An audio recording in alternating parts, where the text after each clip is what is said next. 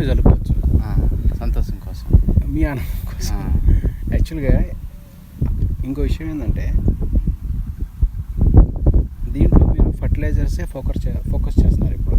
అంటే అందరూ జనరల్గా చల్లుకుంటూ వస్తూ ఉంటారు. అదే, కానీ దానికి నిజంగా ఫర్టిలైజర్ అవసరం ఉందా లేదా మీకు తెలియదు. తెలుసా? తెలియదు.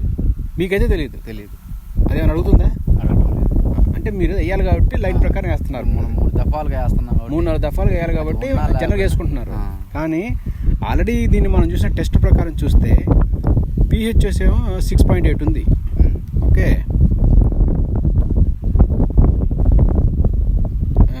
ఉంది.